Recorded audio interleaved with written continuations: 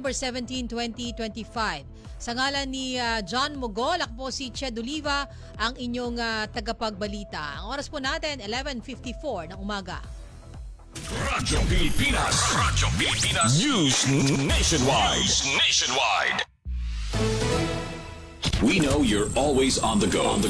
Pero ang mahuli sa balita is always a big no-no. Kaya Radyo Pilipinas is here to keep you updated. Reliable news delivered to you as it happens. Para sure na wala kang mamimiss. Bookmark our website at www.radiopilipinas.ph. Follow us on Twitter at Radyo Pilipinas 1 and like us on Facebook at www.facebook.com/Radyo Pilipinas 1. Together, let's dismiss disinformation. Radyo Pilipinas, 738 AM. Time to celebrate kulturang Pinoy. Tradisyon, musika, sining, literatura at iba pa.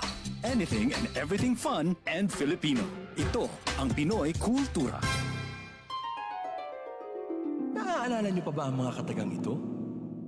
Amoy pawis, amoy araw. Ano ba yan? Puro sugat ka na naman. Bakit wala na naman kapares yung tsinelas mo? Ang dungis mo. Ma, tama na. Ayos lang, di ba?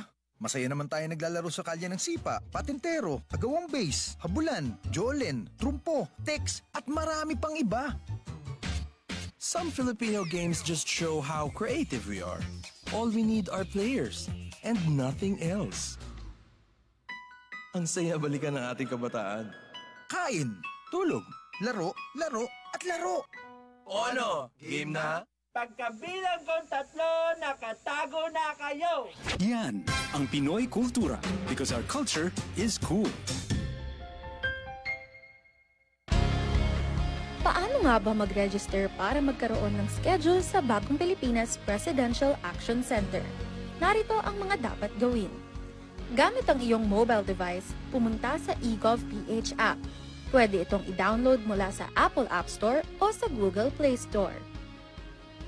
Gumawa ng account. Ilagay ang email address, valid mobile number, pagkatapos ay makakatanggap ka ng one-time code sa iyong email. Gamitin ang code sa eGov app para sa verification ng iyong account at ng mga impormasyong ibinigay. Congratulations! Meron ka ng eGov.ph app account. Pwede mo na ma-access ang iba't ibang serbisyo ng gobyerno kabilang ang mga serbisyo sa Bagong Pilipinas Presidential Action Center. Radyo Pilipinas. Radyo Publiko. Radyo Pilipinas. Radyo Publiko.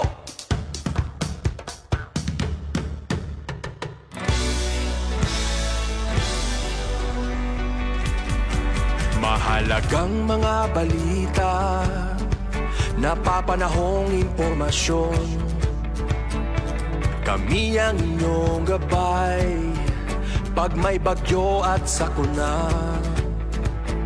Serbisyo ng gobyerno kapag may nangangailangan. Mga proyekto ng Pangulo, damang-dama ang pagmamahal niya. Tulay ng mga hinaing, ang problema ng bayan ating lulutasin.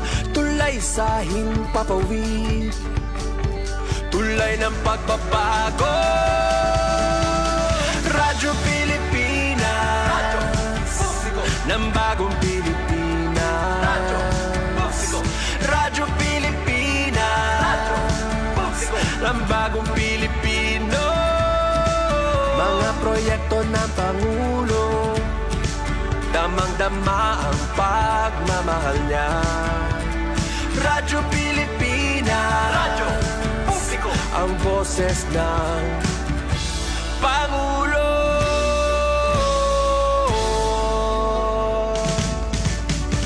Karamay niyo kami, kahit malayo man kami nakakarating.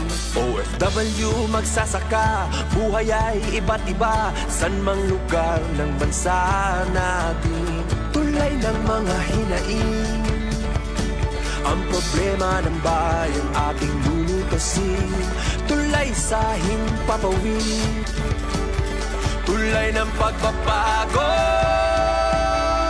Radyo Radyo Pilipinas. Radyo Publiko ng bagong Pilipinas. Radyo Publiko.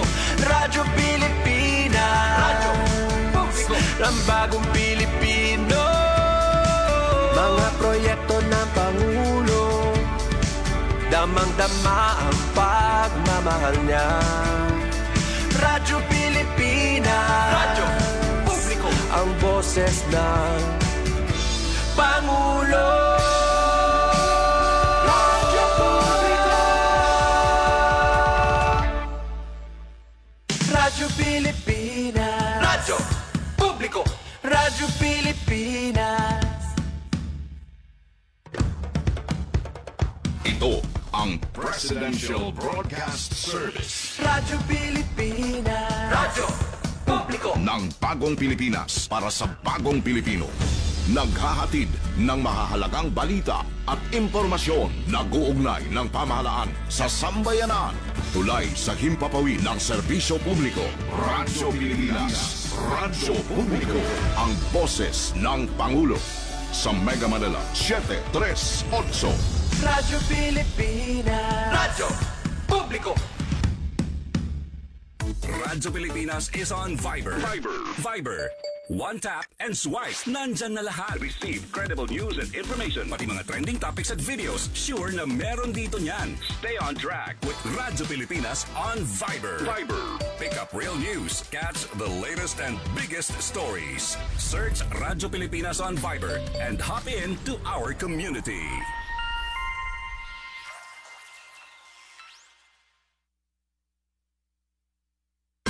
Time to celebrate kulturang Pinoy. Tradisyon, musika, sining, literatura at iba pa. Anything and everything fun and Filipino. Ito ang Pinoy Cool.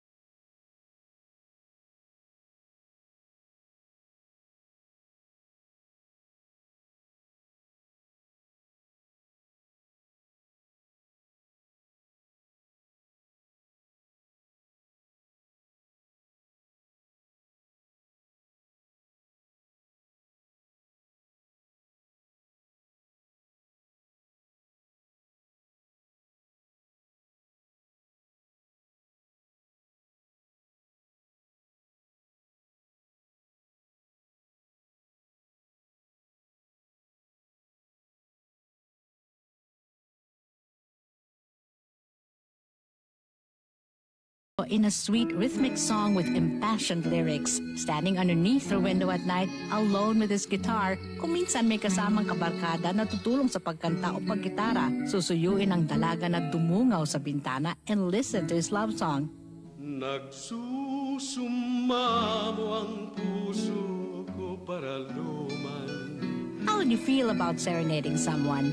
O di kaya mas gusto mong ikaw ang hinaharana?